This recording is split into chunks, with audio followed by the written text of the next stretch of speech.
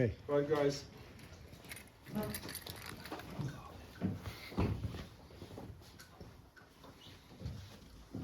Thank you for joining us in this, the last, they call it the graveyard session, isn't it? After lunch, last day of conference, and unfortunately some have already left because of tomorrow's issues that they are expecting. But I'm glad that you're here. My name is Will Jansen, and I'm going to talk to you today about the career path in guiding. Not necessarily just adventure guiding, but we will also look at other elements of guiding within the industry. A lot of it is based on my own experiences as where I started, and I'm going to share with you some of those elements. And it's also to give you an idea of what was required in the end of the day to do so. Believe me, there's no right or wrong answer, and in this whole process it actually teaches us all about certain aspects. And I can tell you I've learned so much already on this conference in the last 4 days. And I love the acquiring minds. And I'm not going to mention names, but you know who I'm talking about. It's beautiful. It's lovely to see that people want to learn and actually get to understand the industry a bit better. All right, so Egan. Right, one back. So I want you guys to, before we start thinking about your philosophy in the industry that you're finding yourself today. What is your philosophy about adventure? What is your philosophy about your business, or where you want to go with your career? And I also want you to start understanding that a career is not necessarily a business. There are distinct differences. Entrepreneurship is not employment, or vice versa. Now, I was about 25, there was an advertisement with Standard Bank, and this drop-dead gorgeous woman sat at the end of the bar. And this equally attractive guy walked up to her, and he wrote a number on a serviette. And he gave it to her. He says, "What's this number?" He said, "That's my salary."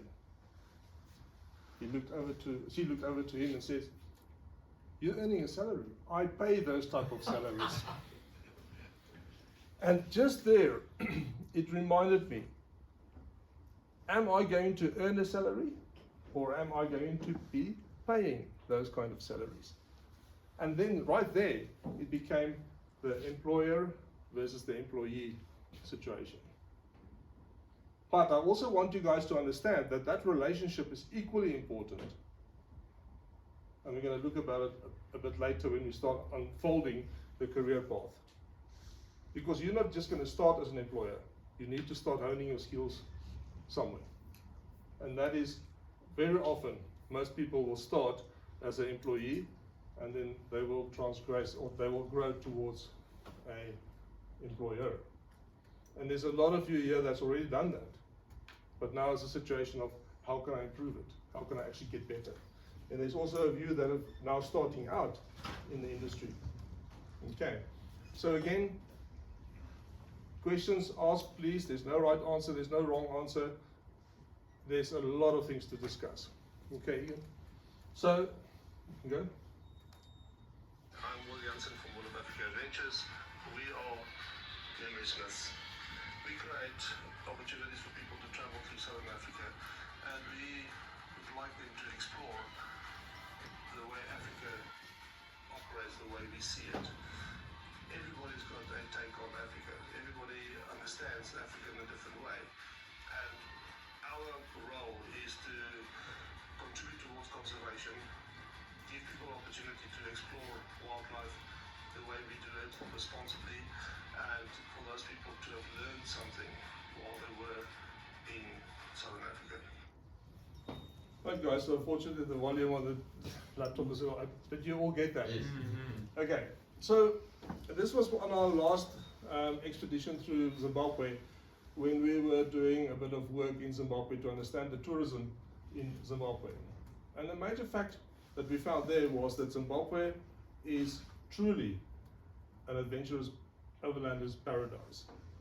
it is unbelievable. And how it has changed over the last 7 years is even more significant, purely because of how the government has changed their philosophy towards tourists.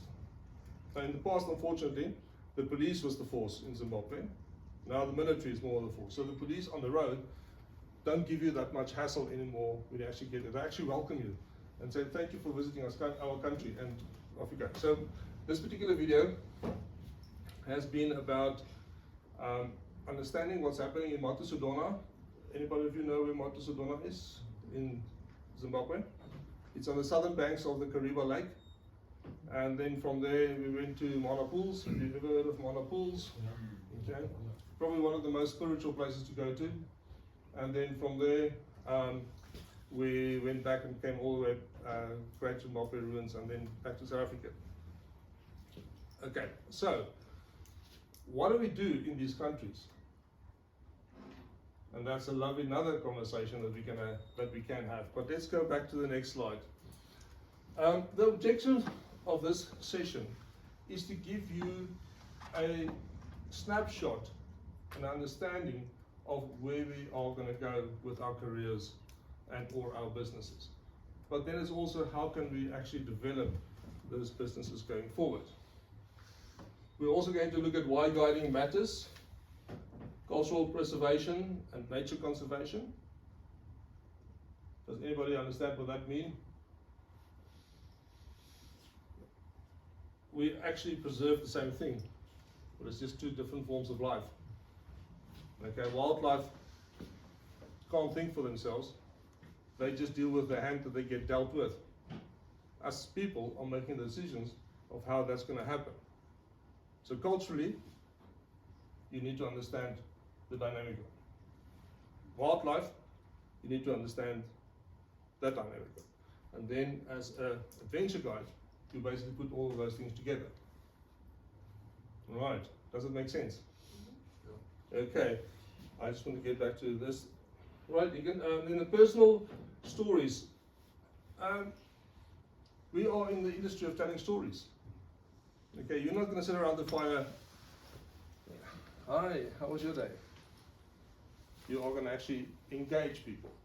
And very often, and I think yesterday somebody when we were talking about overlanding your own session, said, you become the mechanic, you become the psychologist, you become the chef, you are actually the person that does all those things on your trips.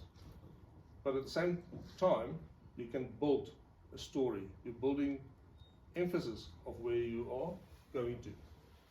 Right, so next slide, thank you. Okay, now, whom of you have been a culture guide? Are there any culture guides here? Okay, are there any nature guides here? Well, we are at an adventure conference, aren't we? Adventure guides?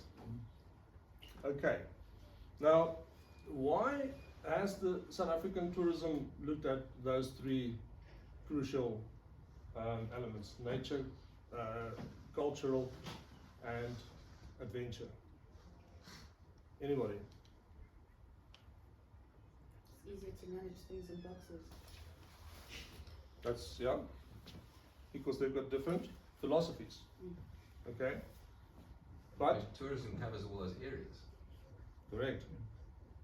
More areas, more elements, more activities, more, I mean, history, the South African wars, Anglo-Boer wars, the Zulu wars, they're all part of which department do you think, or which sort of guiding? Culture. Culture guiding. That will fall under culture, okay? The wine and food industry in the Cape, what would they fall? Culture, okay? Let's say if you're going to go on a experience where they're darting rhinos, which sort of culture guide, or what guiding group will that fall under? Nature, that will fall under nature, okay?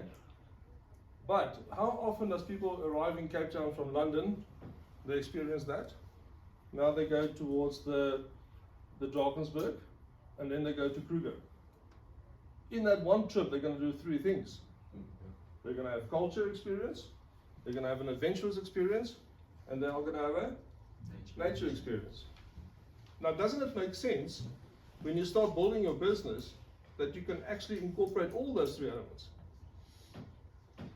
Great. Because what happens, and I'm jumping a bit, but I'm just going to give you my thought process here. When you are arriving in Cape Town and you're not a registered guide in Cape Town for culture, you now have to hire somebody in at 2,500 rand a day. Now you're there for 4 days. Now you fly to Durban and you do all the adventures. Well, I'm a nature guide. So now I have to get a culture guide in to do my ziplining, abseiling, and all those sort of things. And now I'm going to go to Kruger National Park. We follow that lekker route of Johan all the way down to Kruger. And now I can actually start earning my income, my vehicles, my expenses, my income as a nature guide. So why can't I just qualify as all three? And that's when your business starts taking shape in what you can actually do going forward. All right. I know you guys are studying adventure tourism, but when you leave your diploma or your degree, you still have to qualify as a guide.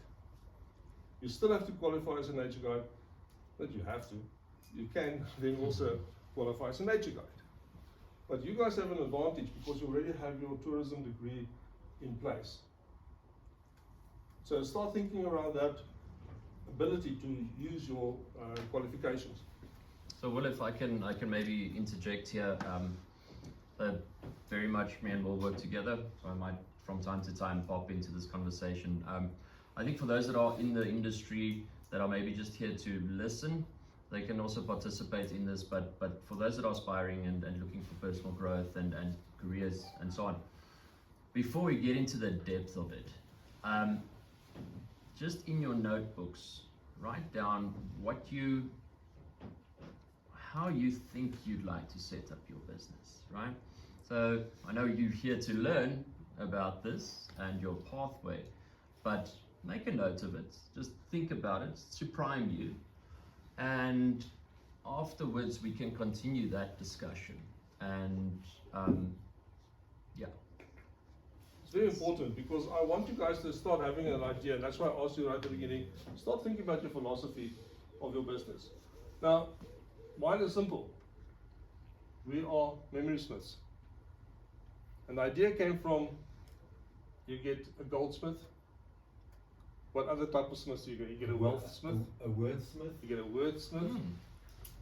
Blacksmith. Blacksmith is the oldest profession in the world, by the way.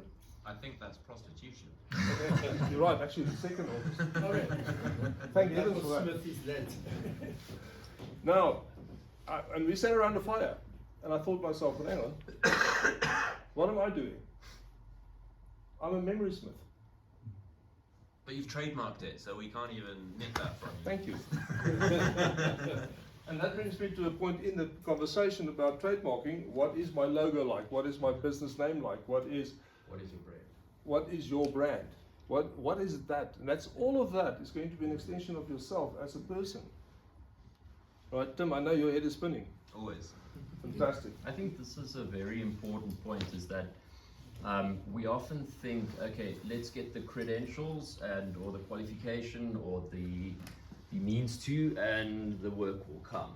But in order to sustainably produce work, the brand is really important, because how are people going to associate you? You know, we can say, oh, everybody's guides, but what distinguishes the one guide from the other, or what makes people come back? And it's got a lot to do with the experience, but your brand becomes a selling point in and of itself. Yes, Tim? In this line of work, you are your brand in a lot of ways. Like, you can create logos for yourself, and I like what you've done with Will of Africa, and it's cool that your name is also, it goes two ways. But you really are your brand. You really have to be the storyteller, and that's what you're doing. And Tim, that is so important because that drives your reputation. Your reputation is the only thing you're going to have at the end of the day. And if you do something wrong in your industry, that's going to damage your reputation. Your reputation is that one thing that you need to protect throughout the whole process. Before I'm going to go through the actual is. Can I add to that? Yeah, It takes years to build a reputation. It takes moments to break it. correct. One silly decision that you didn't think through, and that could ruin your whole business. Okay, and that's a negative thing to think about, but that is our reality. We need to understand that as well. Before we, just quickly go to the next slide. Right, types of guiding. I just want to quickly give you a definition of the different types of guidings before we start delving deeper into this whole process. And before I get to that, I just want to explain to you where Will of Africa came from. And I'm going to keep it very shortly. Whom of you know who Lawrence of Arabia was? Okay, Peter O'Toole was the actor. There was a beautiful story in the Middle East, Lawrence of Arabia. He died in 1999. Bunch of us Afrikaners, we went into the desert. We had a very wild night, and I said, boys, please, minute of silence here. Lawrence of Arabia died. Yes, everybody's very sad. Minute of silence, and we went, but yes, to the birth of Will of Africa. Will of Arabia, Will of Arabia. The guys look at me, what? What's wrong with you? Big joke, fun evening. Came back to South Africa. I can't be Will of Arabia in Africa. So we thought, okay, well, let's make it Will of Africa. But it was only once we wrote the core values of the business down where it started making sense. The will to conserve, the will to educate, the will to travel, the will of Africa.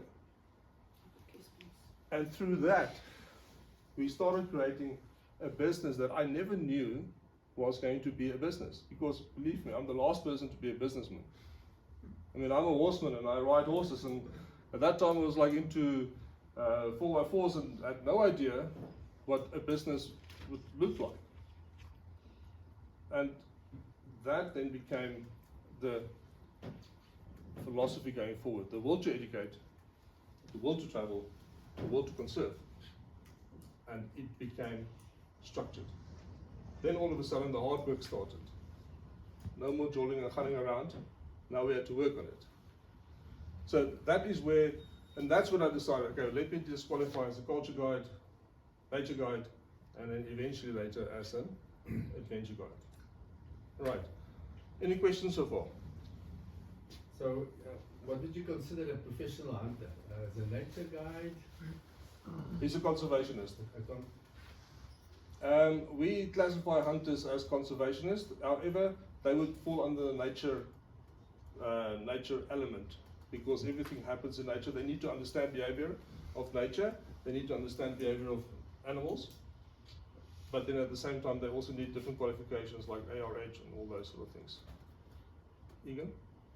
I don't know if the folks picked up on that, but how can a hunter be a conservationist? Yeah. Right? We're gonna. Will you Yeah, explain but that? it is also the way you hunt, because by hunting and culling, you can, and removing old animals, you can ensure that you have a good genetic source. And, Yeah. There we go. But that means that you need to understand which animal is an old one, and that you can Correct. shoot it, and you will not impact, the herd or the. So hunting would fall under nature. And I want us to park the conversation around conservation. Everybody okay with that? Okay. Right, so let's just quickly look at what is the definition, or what is the regions of where we work with the different type of qualifications. So culture is the human story. It is the telling about the history, the wars, all the hardships that we've had, all the elements in our culture. How did we get to become a certain nation? Where does that come from? What's the influence of the Malay in the Cape because of their food and all those sort of things? It's people, it's history, heritage, food, traditions, and all of that is shaping a modern Africa. Would you agree? Is that sort of... Okay, this includes obviously local communities, indigenous knowledge and indigenous knowledge systems, language. I mean, our country is blessed with 12 languages. That's enough to celebrate the culture of our country. Conservation history, and obviously the storytelling of that. So you won't believe it, young Rubik arrived here. And your story starts. Okay? And that is how you start sharing your story. Alright. Nature. That is the ecological story. Alright? So that will be wildlife, plants, ecosystems, conservations, climate, biodiversity. That is where you will work within that sort of element of your business. Alright, and then that includes guiding qualifications, the tracking, birding, botany, ecology, and conservation management. You can build careers out of those elements.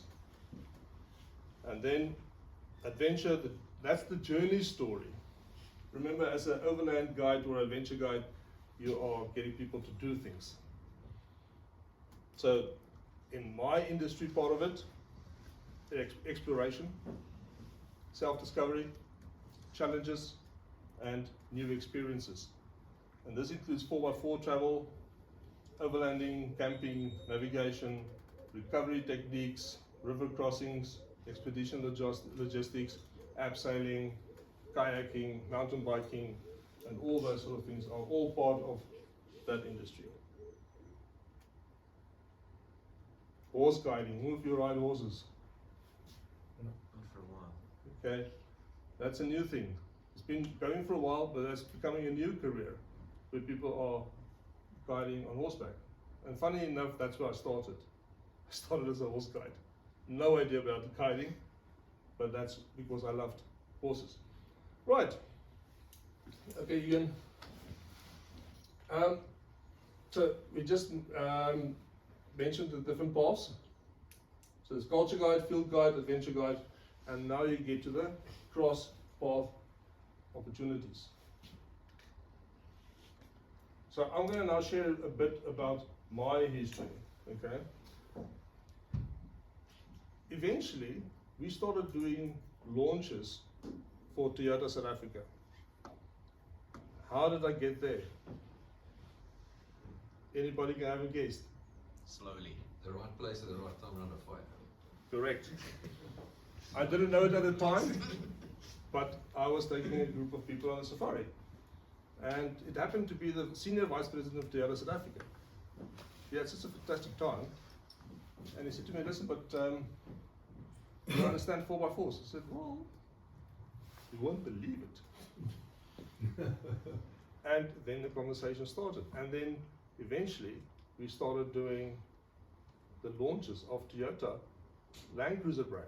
So that will be the then Land Cruiser 200, the 70 series, Prado, and those type of vehicles. And that was just because of an adventure guide overland experience. So you never know who's going to be around your fire. And I like what you said, right time, right place. And that means that you now need to be available. If you're not available to actually deliver or to be able to engage that person into your, it is probably a lost opportunity. So, has any of you had that opportunity lately? In not quite as exciting a way, but yeah, right place, right time. I just showed up with the right attitude and it opened up. Correct. You need to be available. Do you guys understand that? To be available. Right? So I need to, but when I'm available, I also need to be qualified. Because if I'm not qualified, then they're going to go, you know, yeah, great idea, but I need substance. I need a company. I need a BEE. I need a tax certificate. I need a or tax clearance certificate. I need all those things. So can you as an individual do that? No. So you need to start a business in order to be able to do so. Okay, and the thing is though, sometimes you ask yourself, is it actually worth all that trouble? Of course. Do I have to comply? Do I have to have legislation? Do I have to have third-party insurance? Do I have to be, is it worth it? In the end of the day, it is. Can I add to that? Yes, I've heard a few months ago, you can work 8 hours a day for someone else, or 16 hours a day for yourself. But the 16 hours a day for yourself, I'll take any day. Absolutely. Because you determine your destination. Yeah, your brand, your client base, your everything. And the only thing we have in life is time. So if someone else is dictating my time to me, it doesn't really feel like living. Correct. So, whom of you, by a show of hands, are wanting to look at pursuing a potential business for yourself?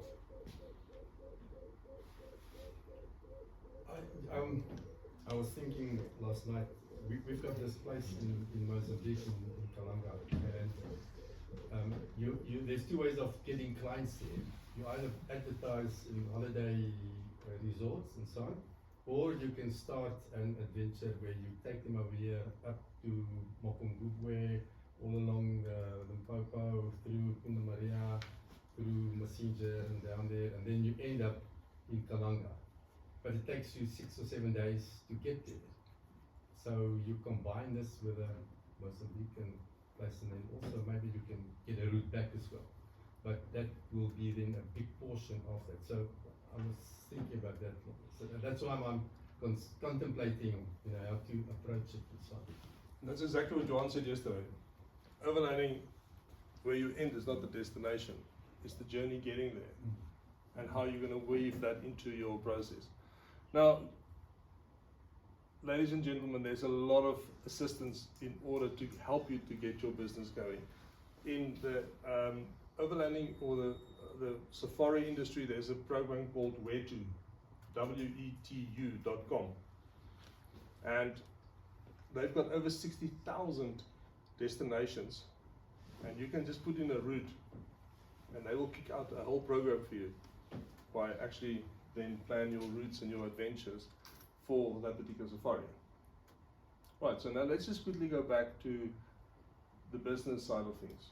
If I'm a registered PTY limited business, okay, and I then contact those hotels, they are going to be able to give me anything between 10 and 20% STO rate.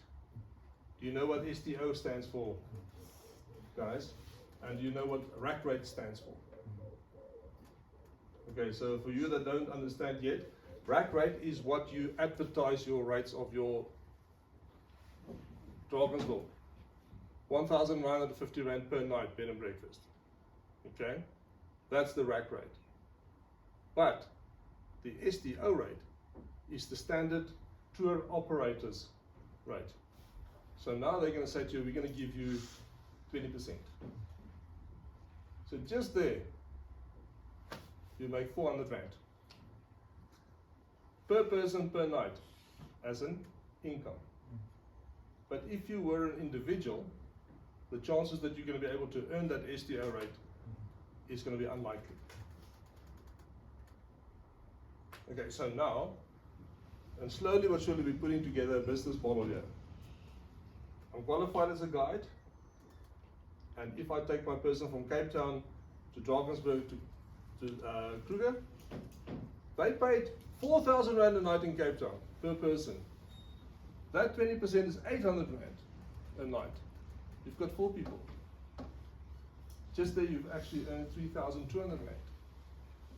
And this is how you start building your business, because you have a registered PTY. Okay, it's not for everybody because the PTY has got lots of responsibilities. You need to understand that, but that will be a path of going forward in building your career around guiding. Okay, any questions?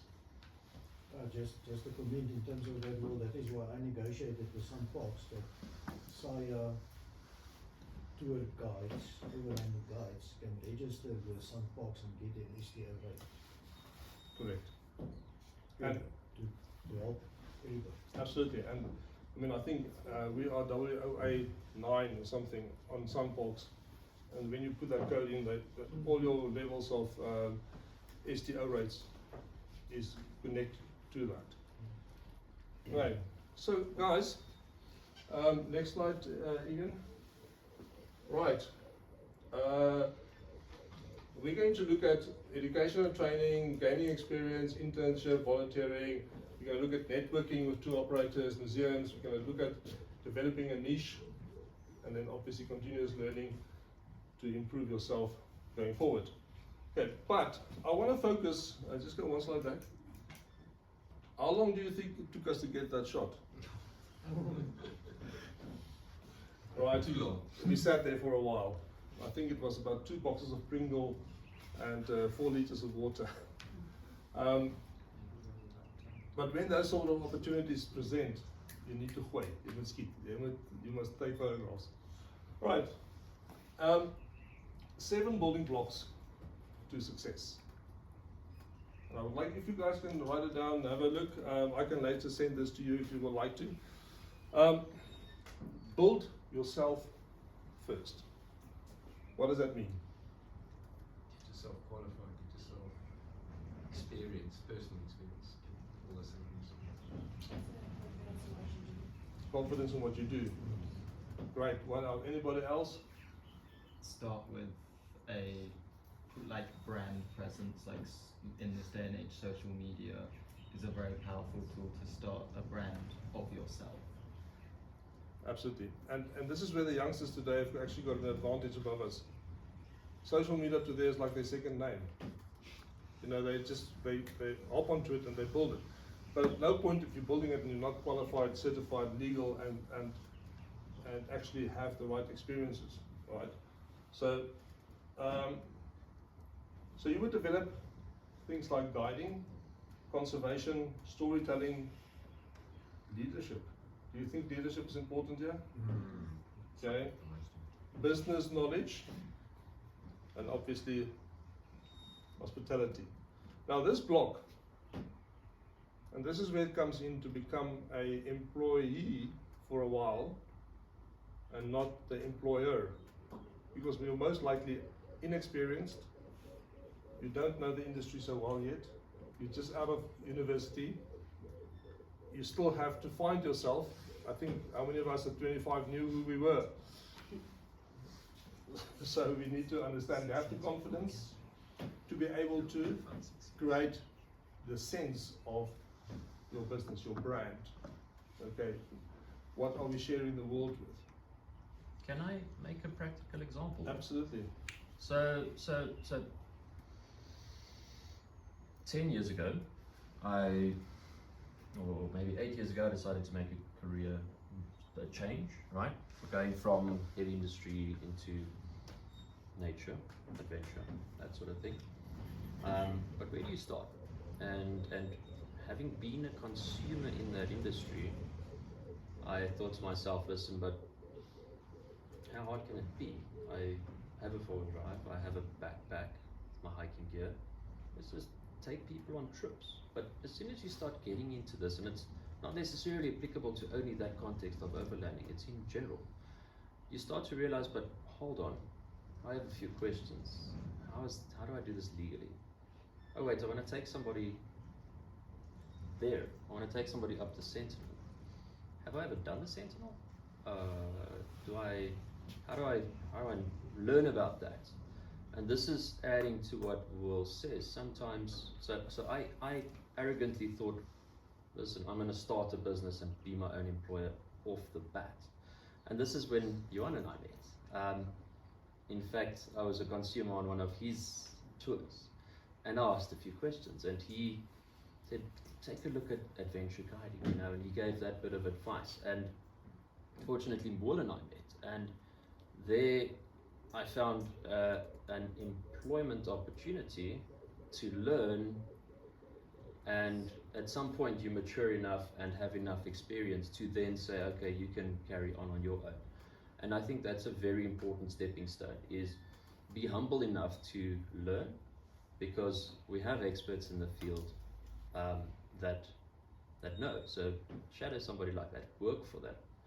But obviously you don't always have to only be an employee. From there you can progress into your own business. Yeah. Why Thank you are you again. leaving us? I'm not leaving you. He's made the love of his life. Sorry, not the right forum. Sorry. Is that a woman? But I was trying to say it wasn't a career decision. It was Oh, a that personal- wasn't a career decision. Yeah. It was a personal decision. That was my point. Sorry. My bad. Sorry. Yeah, so fortunately these days with online, you can still be part of the business. So Yeah. thank you, Vince, for that. And it's my fault because I introduced him to her. See what happens when you try to be a good man. We try to help. Right, Sorry. I asked you right at the beginning, your philosophy. Alright, so block 2 would be develop a unique philosophy. So, Ban, you've done that. I look at Naji, that's a lovely philosophy. But just maybe in 2 minutes, just explain to the delegates, how did you get to that point? What did you have to go through to actually get to your philosophy? In 2 minutes. Well, 1 minute, Yeah. okay? Use ChatGPT. So I started my first company, it was called Bonsai-SA when I left corporate. So I did being an employee, and I worked as an information systems architect at an accountancy firm. So I got exposed to a variety of different industries. And then I started a company called Bonsai-SA. Then I started App City, developing apps and understanding the way that information moves around. And then I started my Midlands, which is now me owning my own app and seeing the business to consumer app and what the cost benefits, opportunities, threats and all of that are. Then from there I started Go South Africa during lockdown, closed down my Midlands app, closed down Vivacity, so then it was just App City and Go South Africa. And from the experiences I gained in that, we started developing Naji 3.5 years ago, and we launched it in January. So it's not an overnight. It's a lot of school of hard knocks, and knocks on the pocket too. So did you hear one important thing she said? I was an employee first. And then I transferred because I saw a gap in the market. Now can you, as you sit there, already start visualizing your gap? Can you think of a possible gap? Am I looking at what is the next best thing? Okay. What's lack about this group is some of us are only starting out right now, and some of us are getting towards the end of our careers. Okay? But it doesn't mean that there's not another gap. What Kentucky Fried Chicken, Colonel Sanders, he only started at 67. Okay, go on. Does that sort of sound familiar? Okay. Doesn't mean you have to stop when you are getting to an older age, but you have a beautiful advantage if you are at a far younger age. Okay, but that's why to be an employee is extremely important. I was a maths teacher. What do I know about adventure, tourism? Nothing. No idea. And then, long story, we got to Will of Arabia. Anyway, right, so develop your unique philosophy, okay? And that is, most operators will sell activities. Successful companies sells a philosophy. What am I buying into? Is this going to be short term? Is this going to be long term? How am I going to build my philosophy? Okay, that's why it's important early on in your career to understand your philosophy. Okay, one company's philosophy: travel deeper, tread lighter, understand more. How beautiful is that? You go past barriers, you explore more, and at that point you start understanding a lot more, not just about yourself, but also about the environment that you are traversing. The philosophy must guide your vehicle choices. In our business, vehicles are extremely important, but it can also be what type of rope am I going to use, or what type of canoe am I going to use, or that is important to understand that. Is that company product that you're buying into mirroring your philosophy? Is there a similarity? Conservation practices. Are these guys stopping by the side of the road, take out the rum and they just pour the rum across the table and say, right boys, bottoms up? Is that the right philosophy you want to be part of? You can answer that question. guest interactions, what is your philosophy on people, community engagement, and then obviously training standards. Why are we here at SAIA? SAIA is there to govern training standards, but it's also giving people opportunity to get cross-pollinated in the industry. Right, any questions so far? Okay, one more block and then we can have a little stand up and just have a little walk and then we can get back. Block 3. Now this is not necessarily what you must do, but that's what I did. Create a training academy. Oh, Mensa. The amount of drama, the amount of heartache, the amount of challenges. But if you are passionate about something, you will also share what you've learned. Now in my case it was easy, I was a teacher. So teaching was part of what I did. Although I only taught for 16 months. Don't hold it against me. Really short career. Yeah, it was in and out. Teacher career. But if you want to, and that's where, and this is the other thing about your business, we'll talk about it a bit later. Tourism is seasonal. What can I do that can be active right throughout the year? In our case, we've got a training academy that trains defensive driver training in 4x4. We've already trained over 27,000 people in the last 12 years. Okay, and that provides me with my natural income that pays my salaries, pays my insurances, pays the rent, pays all those sort of things. My safaris, my money. It's what I love doing, it's my passion. But now you start using that and plow that back into other things. And that's where Egan came into the picture. We started building online training so that we can reach a wider net of people. So again, it comes back to your philosophy. Do I want to give back to the community or I want to keep everything for myself? Okay. So I'm not going to go into what the training academy must teach, but to help you grow your business. And I can tell you now, if Buns has got a training site where she helps all the people that actually now log into Naji, she can actually make equal amount of money by selling the training and the product. I've literally just made that note. I'm not going to host free webinars. People must pay for them. Exactly, because why? Then there's a value. Yeah. There's And more people will pitch when they pay for it. Absolutely. Other people, otherwise there's the company sent me, and that is also an allergy. So when you start going into human psychology, you need to understand that as well. Okay, and I don't want to bore you with all this technical stuff, but I just want to give you an idea of what's important when you start looking at your business. Okay, so you can either then go to a nature environment, adventure, which we did was 4x4 driving, recovery, navigation, and then in the adventure side as well, horse guiding as well. Okay. Now, block 4. Block 4 is build signature experiences. Why is that important? Who can say? Who can tell me? Creates a niche for you. You like also makes you stand out from the rest to give you a competitive advantage. Absolutely. But Buns mentioned it yesterday. USP, unique selling point. Yeah. What makes me so different that people would like to deal with my company? I don't know if you guys were in the session with Dr. Peter Snyman yesterday.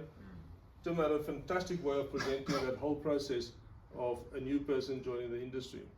Okay, he had a unique, and I'm not pointing on Tim, but he had a very unique way of dealing with that situation. Okay, and each and every one sitting here has got something unique within. You just sometimes need to sit alongside a fire to figure out what it is. Okay, so the signature experience is what becomes your identity. And then that comes back to, do I want to lose that reputation that I've built for so long? Okay, so, and one of the things is like what Martin just mentioned. I want to go all the way up, then go through my singular, and then eventually end up at my destination. That safari is unique to him. Okay. Yeah, you're right, but if you think about it, you've got this one space. You can go up north, then east. You can go down south through Causey Bay, then north. You can go through Swaziland. You know, so you have got about 4 or 5 different routes that you can follow to get to the same end point. So what is the endpoint's name? Kalanga. So this could Kalanga this can become the Kalanga signature safaris, and I can present 5 ways of getting you to Kalanga, but you're making it something that belongs to you. Now, if you look at in South Africa, if you look in the overlanding industry, if you look at guys like Trukvay Roberts, that has started Mountain Passes, South Africa. It's the easiest thing to copy, but so little people has because he is that good. Okay, he's very expensive, and he was very clever. No trailers, no camping, no nothing. We stay in lodges or we stay in guest houses. Why? He's supporting the local communities. He's gone to the local Cop Inn and or wherever and say, listen, I'm going to bring you 15 vehicles at a time. Can you give me a special rate? And people stay there instead of people camping along the way or something like that. So he made it his own. He created that product, and that became his signature. Okay, right. Now, as a culture guide, you can create a heritage route. You can follow Jan Smits all the way from the Cape right up to Irene in Pretoria. In the footsteps of Jan Smits, you can call it. Or if you want to kayak from where the best part of water starts all the way to the coast, and you call that I don't know, you make that your adventure. You can throw in a lot of other things with that. You can abseil down, the canoes at the bottom, you continue, and. If you hear what I'm saying. And that's why for you guys that are still students, understanding our country, know the geography of our country, will give you opportunities to start building a signature product for yourself. And just remember one thing, you don't have to do nature, culture and adventure. You can be a nature guide or just an adventure guide, but still build a business. Okay? I'm just sharing with you what I did. Right, we're almost okay,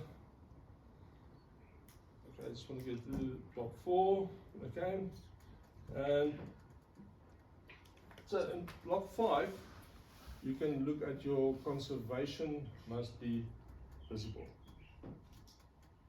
Am I giving something back?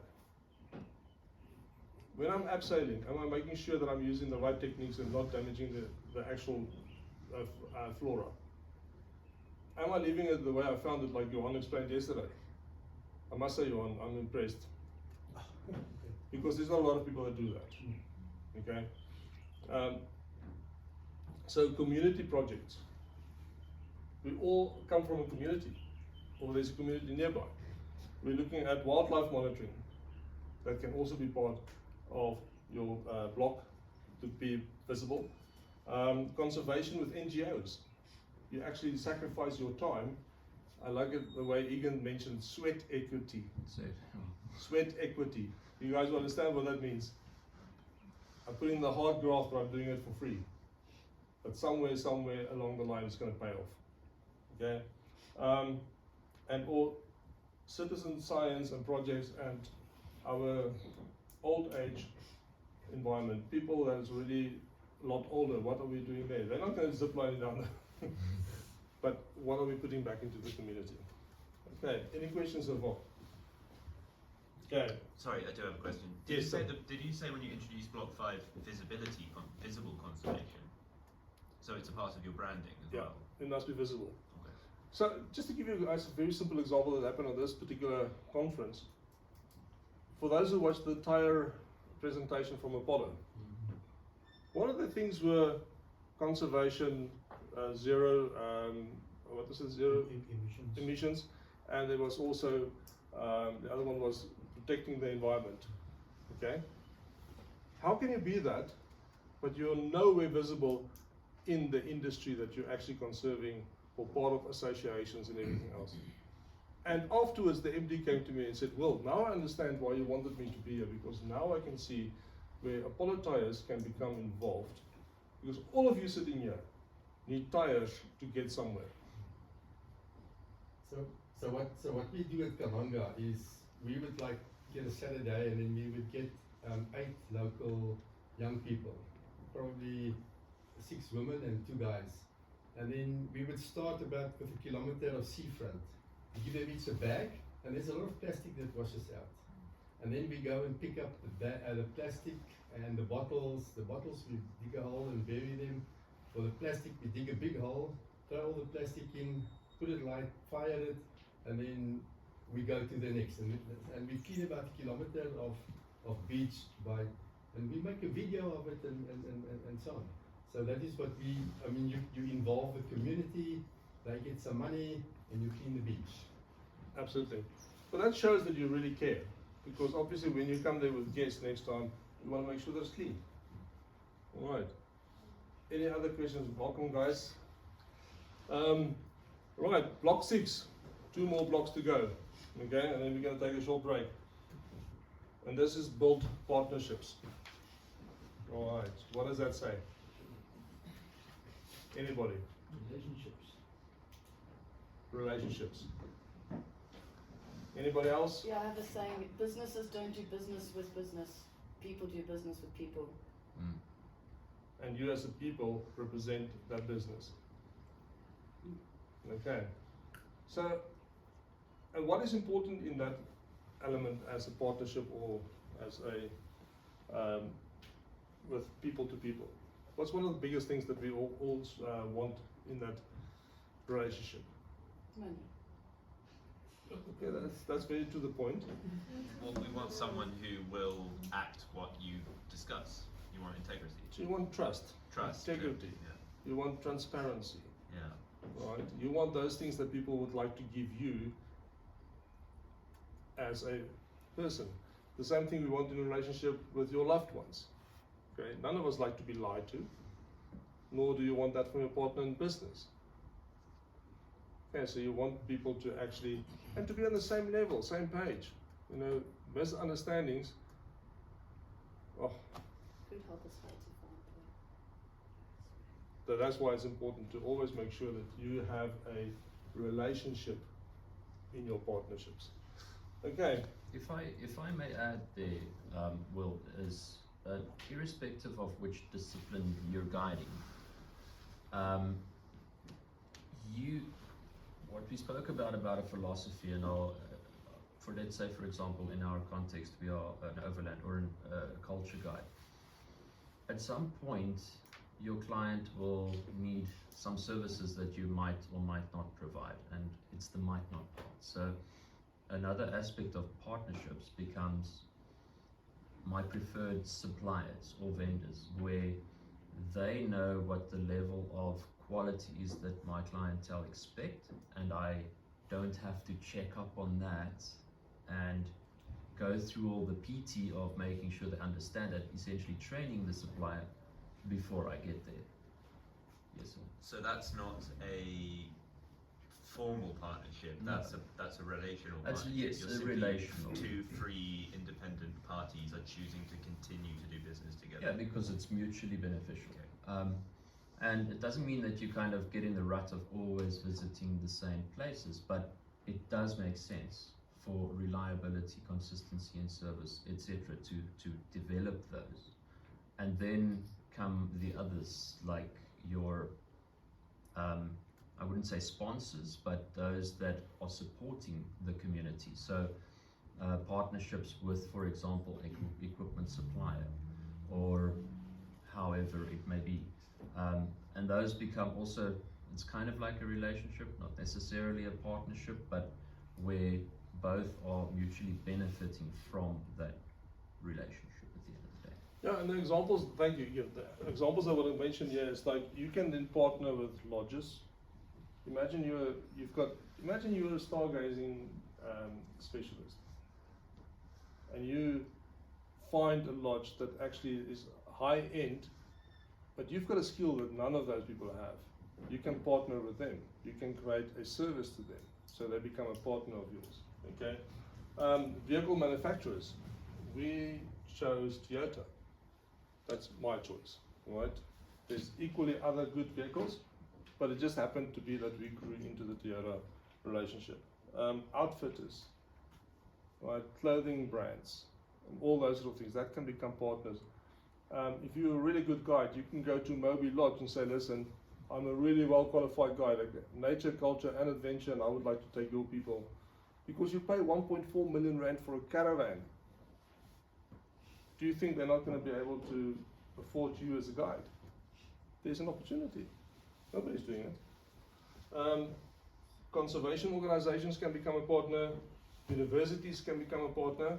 And just for the TUT guys, Will of Africa just signed an agreement with TUT to do the 4x4 driver training, as well as defensive driver training, as well as tower trailer training for their engineering department. But Michael wants us to come to university, the actual Nelspruit campus, and teach them how to drive a 4x4 game vehicle or a 4x4 adventure vehicle. As a community project. And that will then pay towards another skill that's been shared. Okay, so that partnership can become potentially also quite a thing, because at a lodge we arrive, that guy says, but listen, can't you just also train my guides? There's another business opportunity. Remember what I said in the beginning? Be available. All right. Potential future partners can include, for Gaza, it could include Ironman, 4x4, it can be any other motor industry, but build that relationship, build that partnership. Right, last one, block 7. Can I just ask, do you also become what they call, if you sell their equipment, or they work through you to buy their equipment, you then get a percentage? Correct. So you'll become an ambassador for them. Whom of you know Walt Meyer? Okay, so Walt buys all his Ironman stuff through me. So I get a discount, I pass that discount on to him, and he then uses that for his vehicles. Okay, so he benefits more of the partnership than I do. But then if I need Walt as a paramedic on my safaris, I get a discounted rate from him. You understand how it, okay? Okay, block 7. Create multiple revenue streams. Okay. I've mentioned it earlier. I do defensive driver training of 4x4 for the mining industry, but that's got nothing to do with the recreation training that we do, or the safaris that we do, or the launches that we do. Okay, so try and create.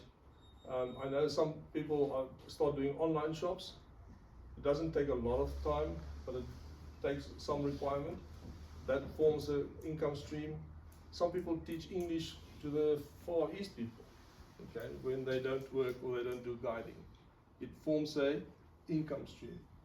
So you need to start looking at, where can I create a constant stream of income? All right.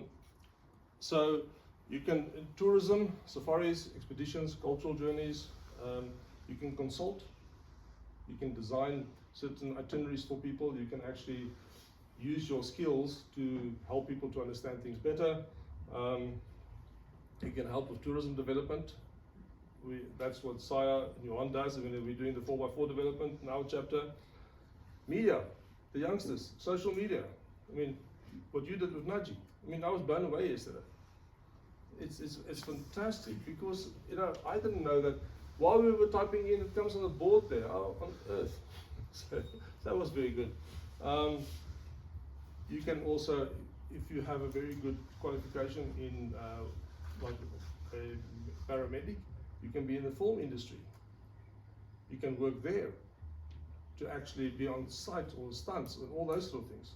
So you need to start thinking a bit further than just guiding.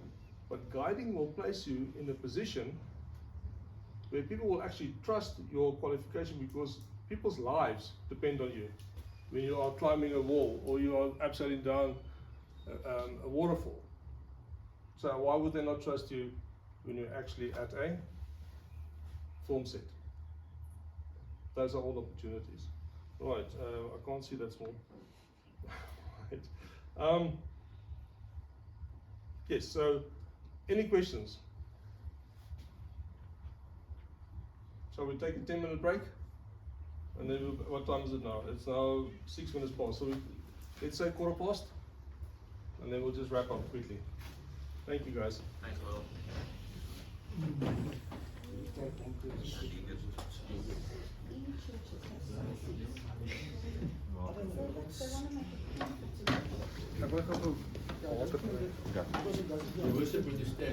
It doesn't help they keep you awake. Pews are the worst. Awake and in pain. Pain, yeah. Then you indicate them.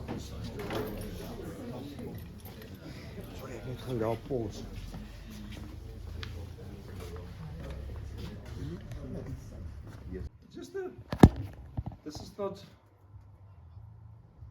the be all and end all, because everyone's growth is different.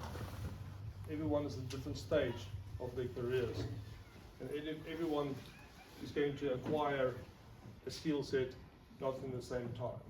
Okay, so from my side, my first qualification I did was in 2007. That's 19 years ago, when I did a culture guide in the Western Cape. Okay, now at that time I had nothing. I had no idea where I was going to go. I thought, well, I'm tall and I can use my mouth, so maybe I must go stand in front in a bus. And, oh, op die linkerkant het julle groot kerk. On the right hand side we've got Clifton Beach, and you start, and then eventually you start getting into it and you start building your own personality and everything else, and eventually that, and then people take you out. It was an amazing journey, but again it was the building of that relationship with the destination management companies. They would use qualified guides, and that's why I then, now I'm in Cape Town, most beautiful city in the world. It's October till end of April, peak season. Jy werk dat die busies bewe. You are working late hours. But now what's happening in May, June, July, August, September? What am I going to do? There's no tourist. It's winter. Whom of you know the Cape winter? It's not nice. Great obviously. Fantastic. We still drink a lot of red wine and you spend all your money red wine and fires, wine tasting. No. So then I thought, well, hang on, what is happening north of the Orange River? It's winter, it's cold, but game, photography can work, wildlife. And it's not so hot, because there in the north it gets easily 42 degrees on an average day. Yeah? Nelspruit gets very hot. Okay? But the leaves have fallen down. The animals are moving towards water holes. So why don't I start doing photography in the wildlife areas? So then all of a sudden, I had a 2-season year. I do my cultural guiding in the Cape, and in the winter, I do overlanding safaris or photography safaris. And all of a sudden that became my rhythm. And then what happened in 2008-9, international crash, all the tourists dried up. Oh, what now? Oh, but I can drive a 4x4. Qualify as a 4x4 instructor, become a facilitator, become an assessor, become a moderator, specialize in 4x4ing, go to a mine. Here I am. Oh, where's your BEE? How did you become, where did you get that qualification to become a 4x4 driver, a qualified 4x4 driver? So at the time there was a company called Africa Overland Academy, Tennis Botha, AOA I think it was, and we would do the SAQA facilitator course, assessor course, moderator course, and then there was TITA had 4x4 standards, 254-135 and 254-154, which was level 1 and then advanced, okay, and that included recovery. So he saw an opportunity, because now you can develop a lot of your business around political scenarios. Corporate van Schalkwyk, Mr. Corporate van Schalkwyk, what is Martins van Schalkwyk? Martinus van Schalkwyk. They did the beach ban. all of a sudden nobody can drive on the beaches. And they started an organization called NOW, National Off-Road Workshop. They then said, okay, we need to have these standards in place.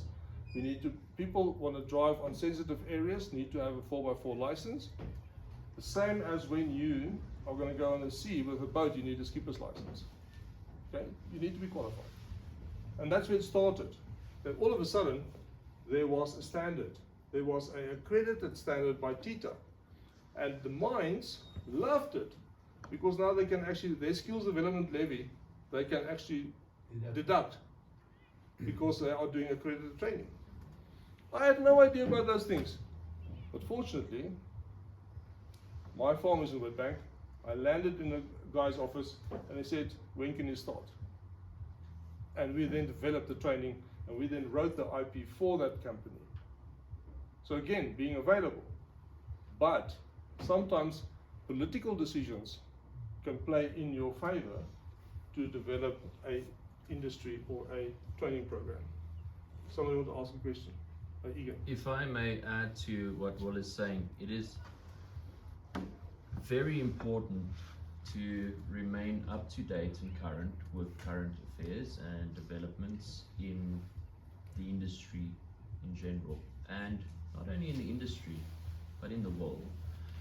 A forum like this is really important because you will pick up a lot of these things, but make it your responsibility, or take responsibility to also research and study trends and these kinds of things. So, for example, the economic crash having really hurt Will's business. At that point, he had to pivot. But knowing the trends and understanding what is currently happening in the market gives you a competitive advantage, so that you don't sort of out-age yourself out of it. So, for example, do people, I don't know, the beach thing.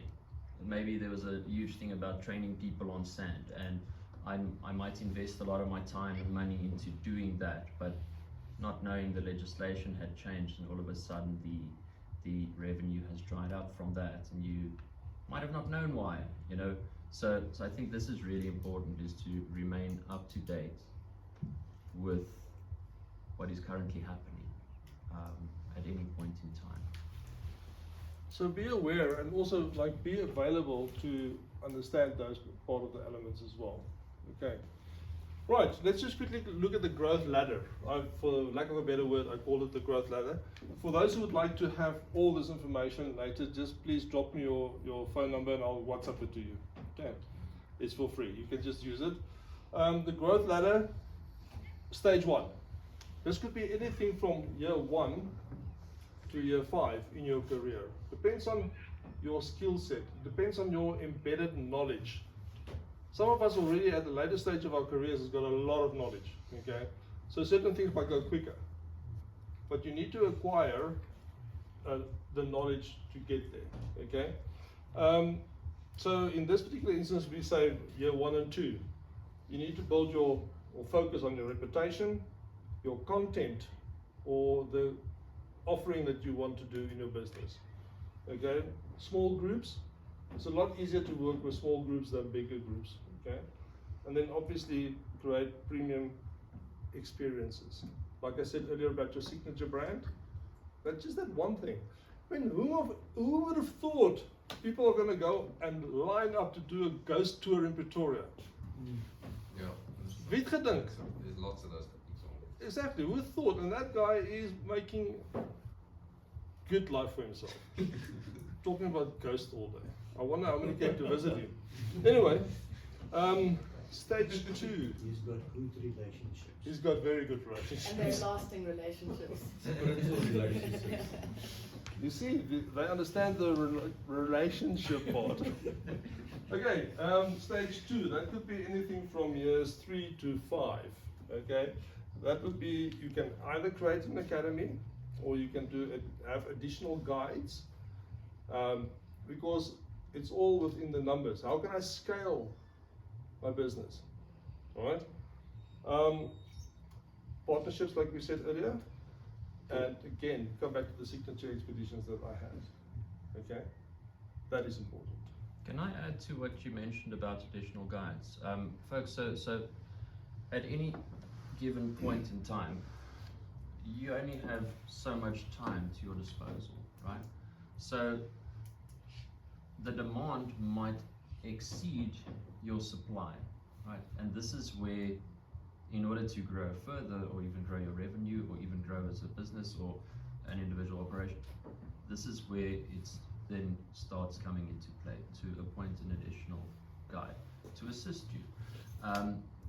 Will taught me a lesson early on in our relationship, and it was to work on your business, not in your business. But that is way past when you're immature, right? So 10 years down the line.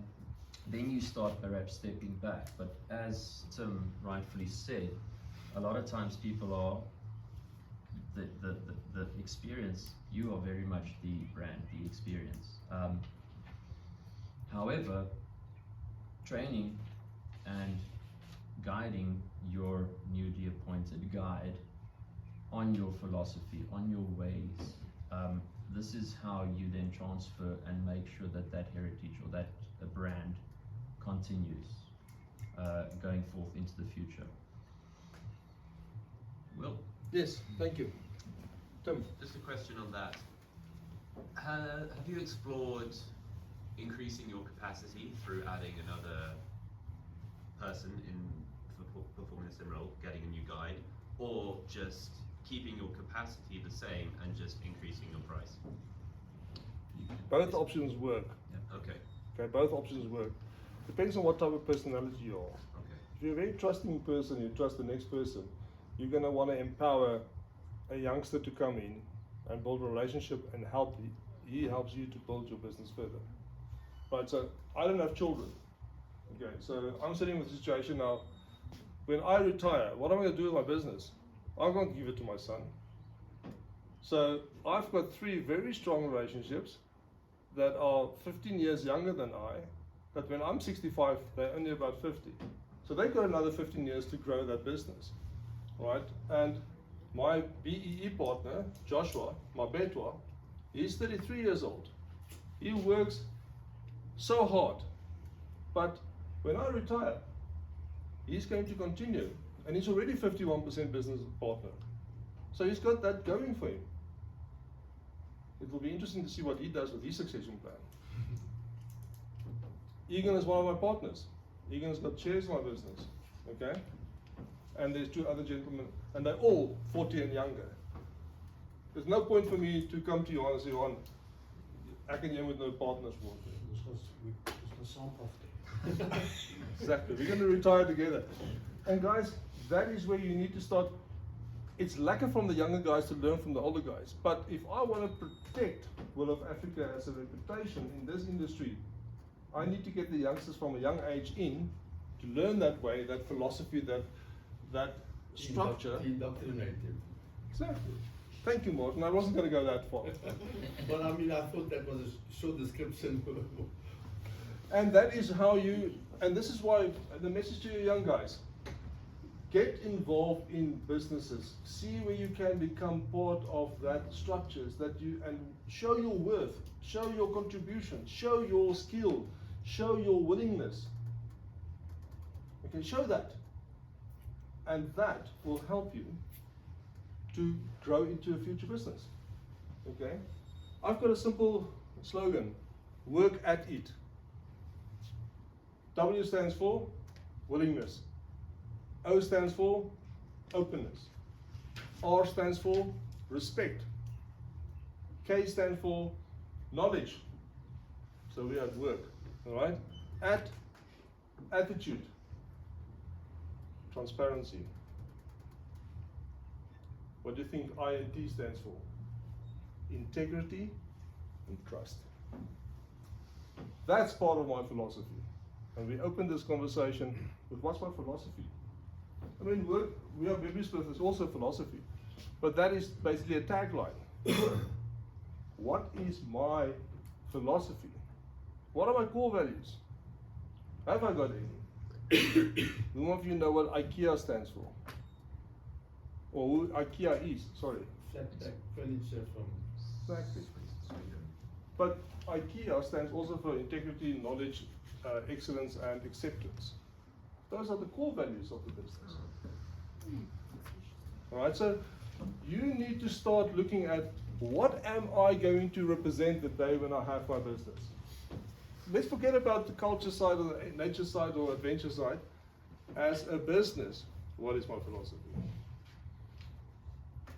Alright, okay, I digress. We were at 3 or 5 years, now between years, stage 3, okay? Again, that could be any length of time, but we suggest between 5 and 10 years. You start having a national presence. You get involved in conferences like this. Because where are you guys from? Just from one place? A lot of places. Okay? So now all of a sudden, people will know that nationally there's a place like Will of Africa, argument's sake. Okay? So nationally you start having a footprint because of your partnerships and your relationships that you're dealing with. And that's why it's important as an adventure guide, 4x4 tourist guide. Juan said yesterday, we can do the whole country. We're not confined to just the KwaZulu-Natal Islands or just Cape Town or just Tankwa or just wherever. Okay, and it's a legal guiding qualification. So think about it, and I think Gary, you and I are starting to. Yeah. Okay. Excellent. Okay, so that's national presence. Corporate clients, you're starting to get noticed in the industry. People come to you and say, "Listen, can you please carry my products?" But then be truthful. If you don't like the product, say, "You won't believe it, but I already am representing somebody else." But just be honest. Be honest. Can you say, sorry, your product is cock? You That's can. nicely, yes. But you can. But never That's- burn that bridge in my But before you answer, but remember, Associate with it, you say it. yeah, if you don't feel comfortable to associate with that, okay, either religious reasons or quality reasons or political reasons or whatever that is your integrity as a person. You are allowed to say no. Okay, don't just say yes for everything because you're desperate. No, that was the first year of business. Yeah. And how far did that bring you? Oh, I had horrible clients. Okay. And then I didn't enjoy what I did. You rest your case. Yeah. If I may add to that, there's actually quite a funny thing that tends to happen once you get involved in these kinds of corporate partnerships is that it's not just a sponsorship, right? That one it might be brand building, but that feedback of your product is cuck.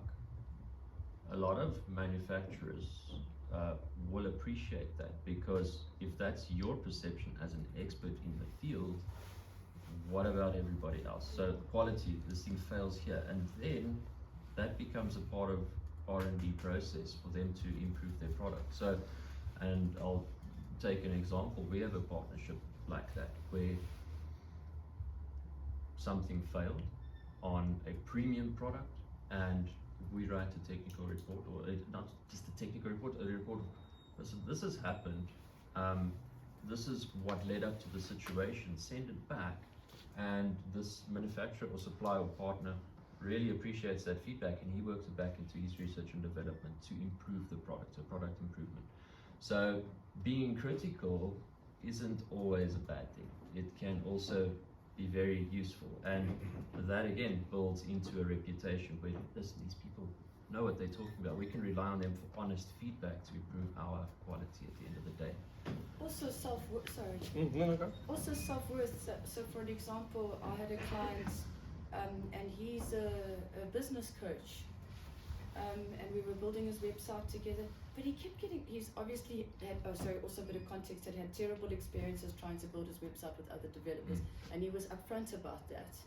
But about an hour and a half into us working together, he kept like getting so frustrated and irritated, and eventually he snapped at me like in a tone of voice that I didn't like. So I just closed my computer and I said, sorry, so I don't think this relationship is going to work. I prefer to deal with my clients in a light-hearted and respectful manner. We're both on the same team here. We both want the same outcome. I closed my computer, I put him, and he begged me to come back. He was like, you know what? I actually respect you so much more now for putting me in my place. And now he's one of the nicest clients. So you can also shift just on a relationship basis by being your authentic self, knowing your worth, and being transparent about that. Absolutely. Because in the end of the day, he's going to actually trust you more because you were dead honest with him. Yeah. And that's where you want to go. I want to throw into that conversation. I've had a lot of difficulties in my personal and professional relationships with interacting with people the way they behave is not how they say they're going to behave. There's a real disconnect in integrity. And if you can put someone in if you can push them a little bit, you can give them something that they're not expecting and they're not wanting, and they still act in alignment with what they say they represent, that's a really good test, and I actually trust that person way more. So, like your supplier, I would be happier to work with that supplier to know that they actually act in alignment with what they say they do. Yes. Whereas often, if you give someone pushback and they crumble, then I'm like, okay, I'm out, I'm not interested. Absolutely. So guys, do you hear what both Bant and Tim is saying? You need to start understanding and evaluate your own values as well, from within. And that's what you also need to transfer towards your brand. Your brand also needs to represent those values. Okay? Because you can't just shout from the rooftops, wow, wow, wow, look at me, look at me. And meantime, when you come down the rooftop and you need to start working, you can't. Yeah. Right? And that's like the old saying, put your money where your mouth is. Right, and actually I'm going to go where Egid went. Will of Africa was very fortunate to become the Land Cruiser ambassador for Toyota South Africa. I still don't know how we got that, well, the way we do, but it was such an honor, okay? And they then give us vehicles to test. And we drive those vehicles across everything. I mean, we've done on the one vehicle 190,000 kilometers in just 3 or 4 years. Okay, it's a lot of mileage. So that they can actually fix things on that. Every 5,000 kilometers went in for a lowdown of technical data, right? And the incident that Egan was referring to was we drove into water which is 100% below the actual wading depth. But because the design of the headlight was so different, because there's breathers in the headlights, it sucked in water. What happened? The whole headlight blew. And then all of a sudden it gave you 12 malfunctions on the computer. Now imagine you are with your clients in the Kwai River in Botswana. Now this year it's got a lot of water, and you have to go through water crossings, and that light sucks water, and you've got 12 malfunctions and you're right there. It costs you 50,000 pula just to get your vehicle back to Mount, and then you still have to get your vehicle to South Africa. Now whose fault here? They said this vehicle can do this wading depth, and now all of a sudden there's water in the light. Okay? So become a specialist in what you do so that people can actually start taking you seriously for that sort of. And it's also a trust relationship because we go through enormous amount of technical data to get to that point. Right? And because of our skill set in 4x4s, we're now developing Toyota's 4x4 driver training for all their sales executives because there's technical skill to it. I'm just sharing you a bit of my side of the world that hopefully that inspires you to actually start looking at what can I do towards the consumer in the industry. Okay, almost done. Right, stage 4. That's 10 years plus. How long have you been in business now? Capcity's 9 years. Okay, so you're almost there. Right, become an institution. So now you're at the stage of your business where you actually, what have you got? You've got your reputation, you've got your signature products, you've got the trust that people believe that you are the best in the industry. You've got all those things, but now what are we doing? So you can start exploring into the rest of Southern Africa, potentially. You can go guide academies. Gary and I was joking, we're getting older. You know, now we will move into vehicles, and eventually we will start in classrooms. Okay, so we are progressing in life. I thought you started at the classroom. I found it too boring when I was too young. You also Yeah. Life is a circle. Conservation influence. Okay, we have changed a lot of concepts in the recovery industry because of our experience around it. Okay, and then industry standards. Had a lovely chat with Nick Shaw. ISO standards, SABS standards, all those things. Why is it there? When it's too easy to enter into a market, when the barrier to entry is too easy, too many people are doing it, and then there's not enough standards to control it. And we need to make sure that we actually get with it. And that's why I think SAIA is playing an enormous role in the industry of adventure, in the adventure industry, because they are really working hard to put standards there. Okay. Right. Now, you can just go to the next slide quickly. I just want to see how you can skip that. Just quickly again, employment versus entrepreneurship. We spoke about that right in the beginning. Working for somebody or giving somebody work. You understand that, do you? You're all okay with that?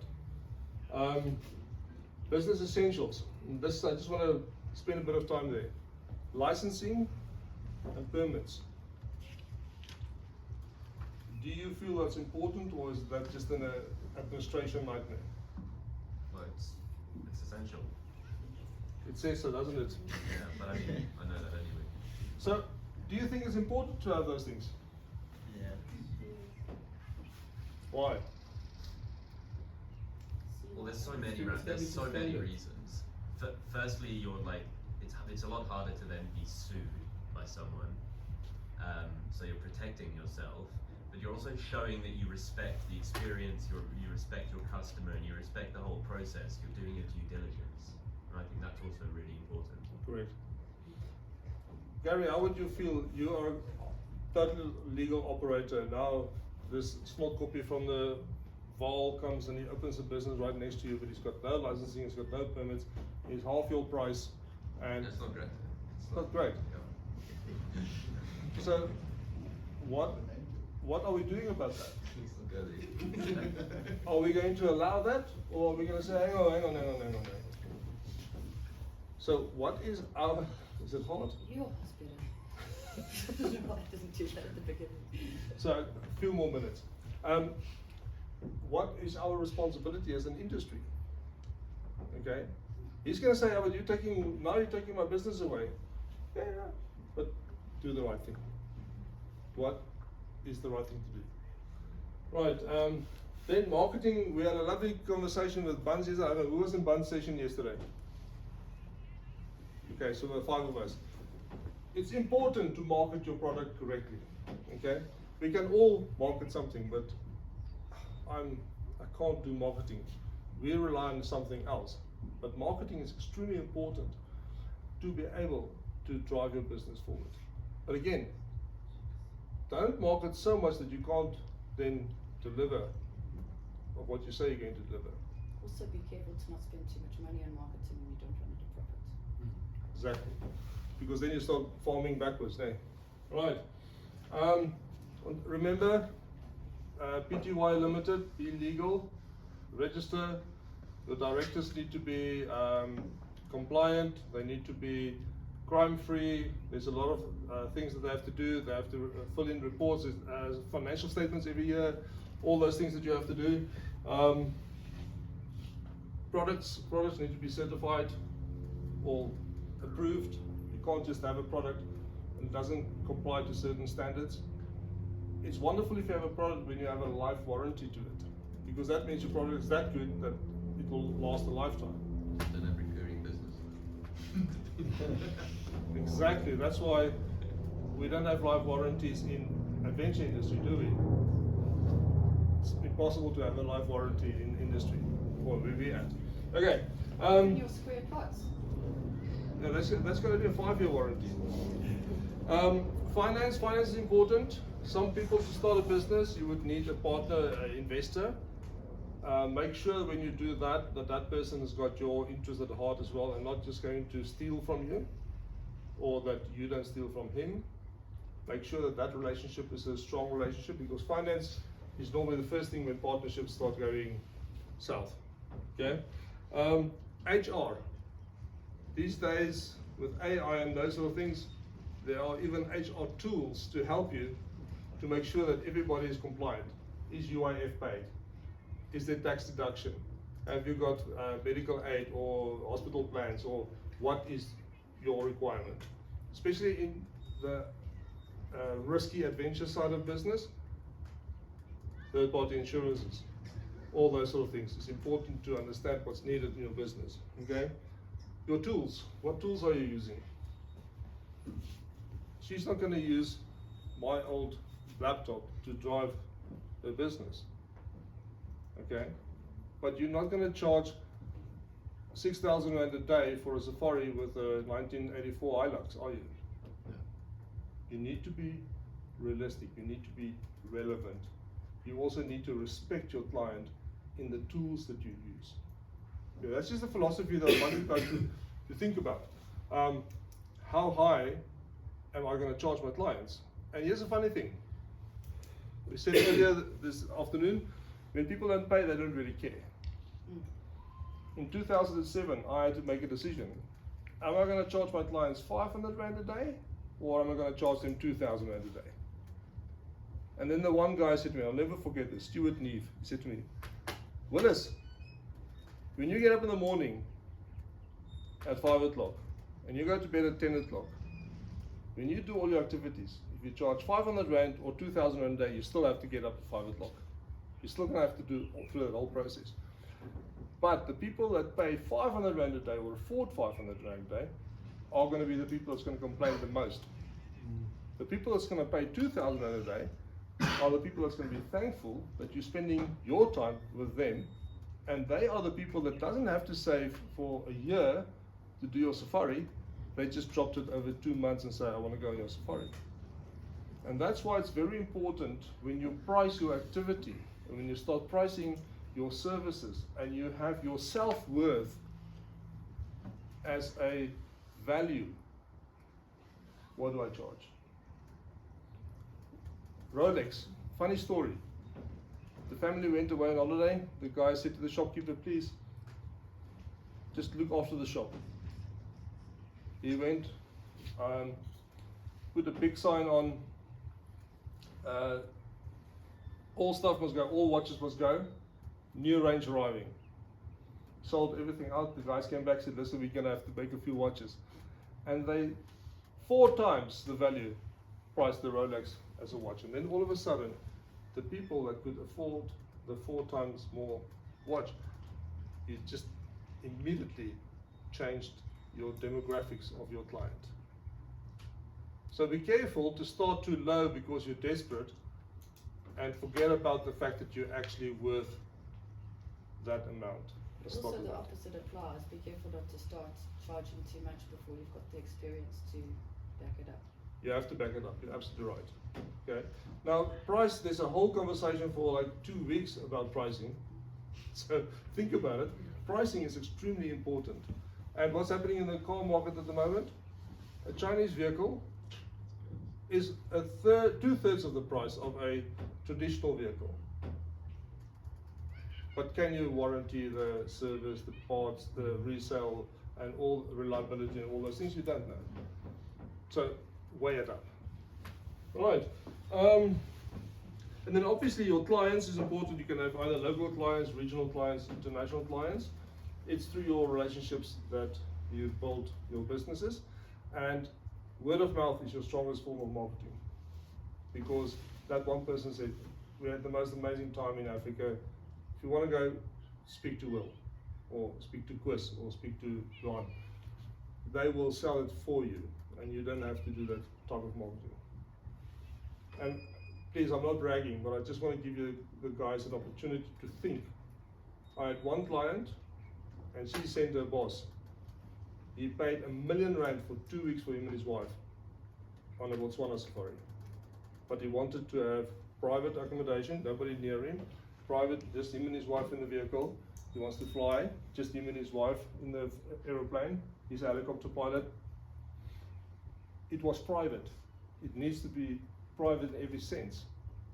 We drove in a Land Cruiser 300 all over the place.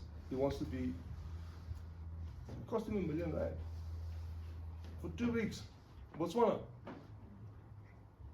So there are lots of opportunities, guys, that we can, and that was just purely because of word of mouth. Because I had 2 white giraffes on my table every night, tablecloth over. They loved that experience. And they actually came 8 times on safari. Can I give you also another trick for people starting out? When I started out Tap City, after each, so I work with my clients, not for them. I like to build websites with them or logos with them. I realized quite quickly the kinds of people that I like and don't like. I'm aware I've lost my train of thought. What were you talking about? We were talking about the giraffes on the table. Oh yes, so that one of the things that makes me authentic is my hat. It's a part of my brand. So if I take my hat off and I wear my hair down, people will hardly recognize me. So then it became the lady with the hat. Like even if you're at a conference or something, it would be like, go chat to that chick in the hat there.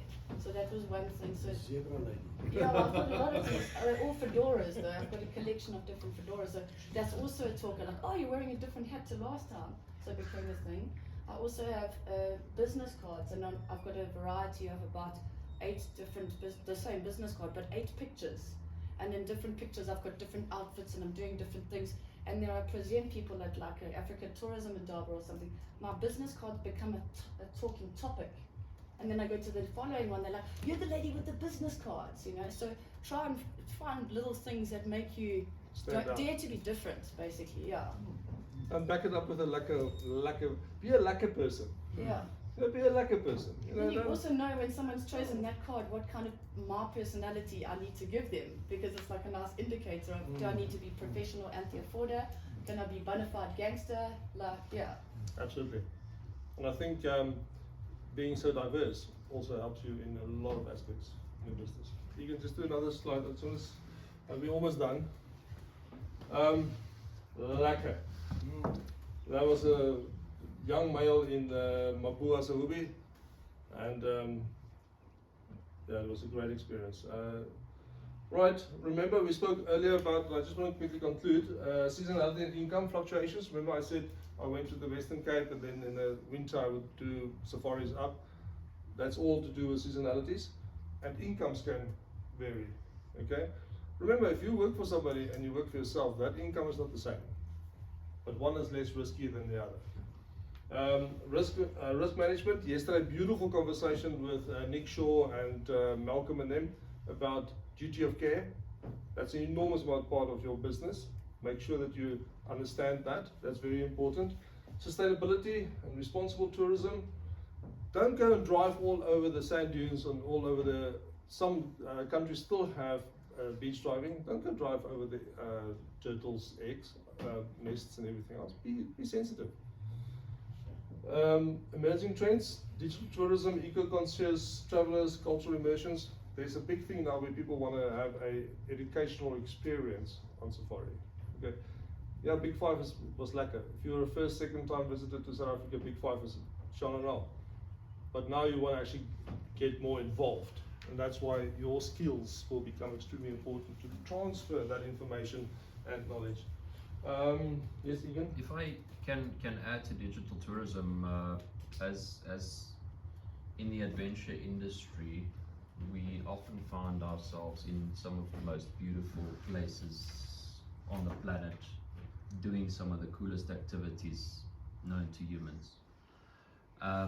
But I think COVID started a trend because people couldn't get out there, where digital tourism became a thing. So, and this can also become an additional revenue stream. So in Will's case, for example, going on a safari, record that experience, make a movie from it, publish that.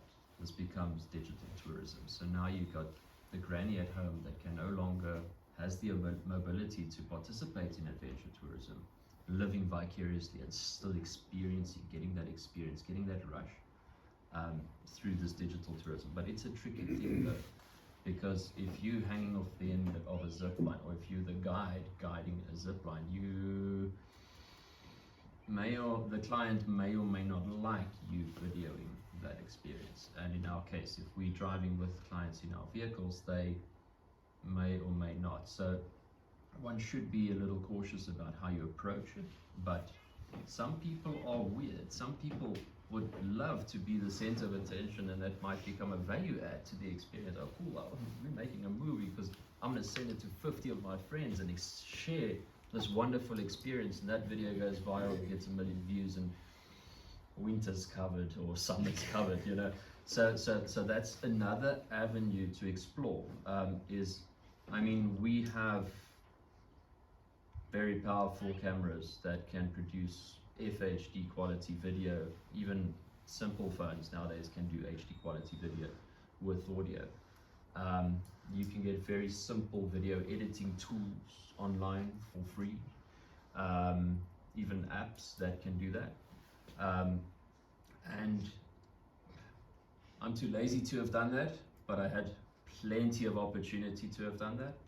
But what I'm telling you is that I wish I did 7 years ago, when I started walking a path or doing some experiences even on my own, because that could have become something great, you know. So keep that in mind. Digital tourism, it's a thing. But just be very careful when you are doing that. You need to be factually correct. Yeah. Okay, don't. Wanneer jy nou met 'n plank slaan omdat jy nou iets gesê het wat nie waar is nie. Yeah. Don't go and say something and make your name this big because you actually were not researching your facts. Don't tell a lie. Okay, next slide. I think we're almost done. Okay, so interactive workshop. This was part of what we were talking about today. For yourself, go and write down your philosophy. Okay, go and find that one thing specifically. If you are in a teaching environment, speak to your school, your children or your students. Share with them, nudge them on, explain to them, be an example. Try and get those people to develop something special that's unique. It's a selling point to them, and that makes them into something better, a signature. So here we are, very fortunate. This is a brilliant product from Pangolin on the Chobe. This is that gentleman there, Egan's new father-in-law. Beautiful product. This is the only people that we know in the world that does photography like that. 8 seats behind each other, the boat is stable, you photograph of that Gimpros. Alright, next. This is a very good example of how people have taken an existing product or service and revolutionized it to set themselves apart from the boat on the other side. And they can charge a premium price for that. So that adds to the discussion about philosophy.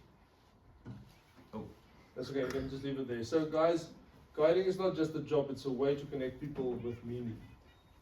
Okay, you want to transfer some form of information. And there's lots of resources that we can provide with you, but I'm going to leave it at that because we are at 4 o'clock. If you'd like to get in touch with me, you're more than welcome. I think our numbers are... Just ask Jessie, she will give it to you. I'll just do it, yeah. Is that the same number that is on the WhatsApp group as well? Yeah. Okay, cool.